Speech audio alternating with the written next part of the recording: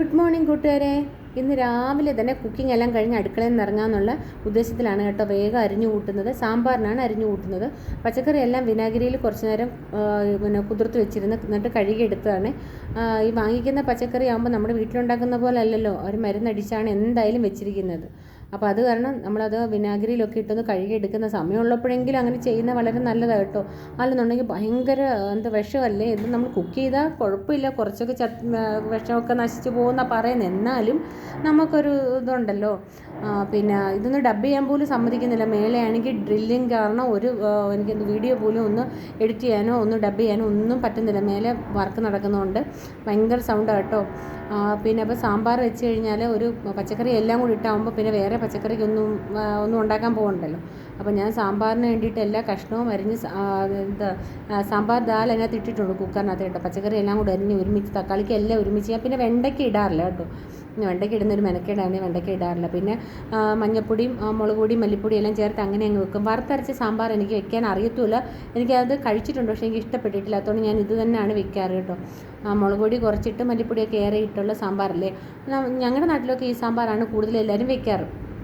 പിന്നെ ഞാനിപ്പോൾ ചെന്നൈയിലൊക്കെ വന്നതൊക്കെ പിന്നെയാണ് ഈ വറുത്തരച്ച് സാമ്പാറിനെ പറ്റി കേട്ടിട്ടുള്ളതും കഴിച്ചിട്ടുള്ളതും ഒക്കെ കേട്ടോ. പക്ഷേ എനിക്ക് ഇഷ്ടം ഇത് തന്നെ, നമ്മൾ സാധാരണ വെക്കുന്ന പോലുള്ള സാമ്പാർ. ഉപ്പൊക്കെ ചേർത്തതങ്ങ് വെച്ച് കഴിഞ്ഞാൽ പിന്നെ വേണമെന്നുണ്ടെങ്കിൽ മാത്രം ഇച്ചിരി മല്ലിപ്പൊടി എല്ലാം ചേർത്ത് കൊടുത്താൽ മതിയായിരിക്കും.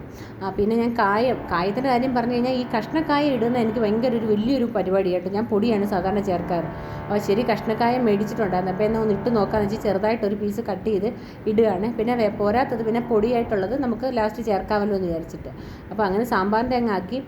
ചോറിനുള്ളത് ഞാനാണെങ്കിൽ കുതിർക്കാൻ വെച്ചിട്ടുണ്ട്, അരി കുക്കറിനകത്തിട്ട് വെച്ചിട്ടുണ്ട്. പിന്നെ അപ്പം രാവിലെ ബ്രേക്ക്ഫാസ്റ്റ് എന്താണെന്ന് ചോദിച്ചു കഴിഞ്ഞാൽ ഇവിടെ ആർക്കും രാവിലെ ഹെവി ആയിട്ട് ബ്രേക്ക്ഫാസ്റ്റ് കഴിക്കാൻ വയ്യ. ചൂട് കാരണം വെള്ളം കുടിച്ചൊരു പരുവാകുന്ന കാരണം അപ്പോൾ ഞാൻ നേന്ത്രപ്പഴം പുഴുങ്ങാൻ വെച്ചു.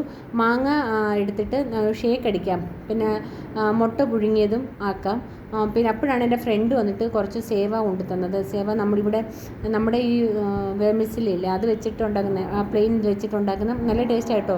അപ്പോൾ ഒരു തവണ ഞാൻ എൻ്റെ റെസിപ്പി ഇടാമേ. അപ്പോൾ എൻ്റെ ഫ്രണ്ട് വന്നിട്ടുണ്ടായിരുന്നു. അപ്പോൾ അവൾ എനിക്കത് കുറച്ച് കൊണ്ടു തന്നു. അപ്പോൾ അതും കൂടെ ആകുമ്പോൾ ഞങ്ങളുടെ ബ്രേക്ക്ഫാസ്റ്റ് റെഡിയാവും. പിന്നെ ഞാൻ മാവ് അരയ്ക്കാൻ വെച്ചിട്ടുണ്ടായിരുന്നേ. അപ്പോൾ ഉച്ചയ്ക്ക് ചോറും വൈകിട്ട് അപ്പം മാവ് അരയ്ക്കാൻ വെച്ചെന്ന് വെച്ചാൽ വൈകിട്ട് ദോശയാക്കാം. അധികം നേരം കിച്ചണിൽ നിൽക്കാൻ പറ്റാത്ത കാരണം വൈകിട്ട് ദോശയാക്കാം എന്നുള്ള ഉദ്ദേശത്തിലാണ് ഞാൻ മാവ് അരയ്ക്കാൻ വെച്ചത് ഗ്രൈൻഡറിൽ. പുറകിൽ അത് അപ്പുറത്തെ ഷെഡിൽ അത് അരയുന്നുണ്ട് മാവ്. ഇടയ്ക്കിടയ്ക്ക് അതും നോക്കാൻ പോകുന്നുണ്ട്. ഇടയ്ക്കൊന്ന് തുണി വിരിക്കാൻ പോയി. പിന്നെ ഫ്രണ്ട് സേവയും കൊണ്ട് അത് താഴെ വന്നിന്ന് വിളിച്ചപ്പോൾ അതിനൊന്ന് പോയി. പക്ഷേ പെട്ടെന്ന് പണി കഴിഞ്ഞില്ലെങ്കിൽ ഇനി അത് ചൂടെടുത്ത് പിന്നെ അടുക്കള കയറാൻ മടി, പിന്നെ ദേഷ്യമാകും. പിന്നെ കുറച്ച് മീനെടുത്ത് വെള്ളത്തിലിട്ടിട്ടുണ്ട്, അതെല്ലാം ഒന്ന് വറക്കണം. അപ്പോൾ സാമ്പാറും മീൻ വറുത്തതും കൂടെ ആകുമ്പോൾ നല്ലതല്ലേ. പിന്നെ പിള്ളേർക്ക് തൈരും കൂടെ ഉണ്ടെങ്കിൽ ഇഷ്ടമാണ്. അപ്പം മുട്ട പുഴുങ്ങിയതും സേവയും മാംഗോ ഷേക്കും ഏത്തപ്പഴവും വെച്ച് ഞങ്ങളുടെ ബ്രേക്ക്ഫാസ്റ്റ് അങ്ങനെ ആക്കി. കണ്ടില്ലേ, വിയർത്തൊഴുകുന്ന കണ്ടില്ലേ. അപ്പോൾ തന്നെ നല്ല ചൂടുണ്ട്. സേവ നല്ല ടേസ്റ്റ് ഉണ്ടായിരുന്നു കേട്ടോ. നല്ല വെജിറ്റബിൾസ് എല്ലാം ഇട്ടിട്ടുള്ളതുകൊണ്ട് നല്ല ടേസ്റ്റ് ഉണ്ടായിരുന്നു. അപ്പോൾ ഞങ്ങൾ മൂന്നുപേരും അത് കഴിച്ചു. അങ്ങനെ ബ്രേക്ക്ഫാസ്റ്റ് അത്രയൊക്കെ കഴിച്ചങ്ങ് നിർത്തി. പിന്നെ ഉച്ചയ്ക്ക് ചോറ് കാർബോഹൈഡ്രേറ്റ്സ് ആണല്ലോ. പിന്നെ അത് കഴിഞ്ഞിട്ട് വൈകിട്ട് ദോശയാകുമ്പോഴും അതും അങ്ങനെ കാർബോ തന്നെയല്ലേ. അപ്പോൾ അത് കാരണമാണ് ഞാൻ രാവിലത്തെ ബ്രേക്ക്ഫാസ്റ്റ് ഇങ്ങനെ ആക്കാമെന്ന് വിചാരിച്ചത്. പിന്നെ അപ്പം സാമ്പാറും എല്ലാം ആയിട്ടുണ്ടായിരുന്നു. അപ്പം ഇച്ചിരി മല്ലിപ്പൊടിയും കൂടെ വേണമായിരുന്നു, ഒന്ന് ചേർത്ത് കൊടുത്തു. ഇനി ഒന്ന് 10 മിനിറ്റ് കുറുകുമ്പോഴത്തേന് സാമ്പാർ കറക്റ്റ് ആയിരിക്കും. ഒരു ഇച്ചിരി കായ്പ്പൊടി ഉലുവപ്പൊടിയൊക്കെ ഞാൻ ചേർത്ത് കൊടുത്തിട്ടുണ്ട് കേട്ടോ. ഉപ്പ് വരാത്തതും ചേർത്ത് അങ്ങ് സാമ്പാർ അങ്ങനെ ആക്കി. പെട്ടെന്നാണ് ഞങ്ങളുടെ അവിടുത്തെ സാമ്പാർ ഉണ്ടാക്കാൻ കേട്ടോ. ഒത്തിരി തേങ്ങയൊന്നും വറുത്തരച്ച് കഴിക്കാത്തതുകൊണ്ട് പെട്ടെന്ന് തന്നെ ഞങ്ങളുടെ സാമ്പാർ ഉണ്ടാക്കാൻ പറ്റും. അപ്പോൾ അങ്ങനെ സാമ്പാറായിട്ടുണ്ട്. അപ്പോൾ എൻ്റെ മിക്സിക്കകത്ത് ഷേക്ക് അടിച്ച് മിക്സി അവിടെ ഇരിപ്പുണ്ട്, അതൊന്നും കഴുകിയിട്ടില്ല, ഇനി അതെല്ലാം കഴുകണം. അപ്പോൾ സാമ്പാർ അത് ഇങ്ങനെ ആയിട്ടുണ്ട്. ഒത്തിരി കുറുകി എടുക്കുന്നില്ല, ഇച്ചിരി ഇരുന്നൊന്ന് കുറുകുകയും ചെയ്യും, ചെറുതായിട്ടൊന്ന് കുറുകും. മാവ് അരച്ചെല്ലാം റെഡി ആയിട്ടുണ്ട്. ഇനി നാളത്തേക്കിനുള്ള മാവ് മാറ്റി വെച്ചിട്ട് ഇന്ന് വൈകിട്ടത്തേനുള്ളത് ചെറിയ പാത്രത്തിലായിട്ട് ആക്കണം. അതൊരു വലിയൊരു കടമയാണ്. ഇതിനകത്തൊന്ന് ഊരിയെടുക്കുക എന്നുള്ളതും ഇതിനകത്തൊന്ന് ഒഴിച്ചെടുക്കുക എന്നുള്ളതൊക്കെ ഒരു വലിയ കടമയാണ് എനിക്ക്. പിന്നെ അങ്ങനെ അത് 2 പാത്രത്തിനകത്താക്കി, ചെറിയ പാത്രത്തിനകത്ത് വൈകിട്ടത്തേക്കിനുള്ളതും അങ്ങ് ആക്കി. അപ്പം അങ്ങനെ വൈകിട്ടത്തെ പരിപാടി. അപ്പോൾ സാമ്പാറും ഉണ്ടല്ലോ, അപ്പോൾ വൈകിട്ട് ദോശ അങ്ങ് ആക്കാം, അല്ലെങ്കിൽ ഇഡ്ഡലി ആക്കാം.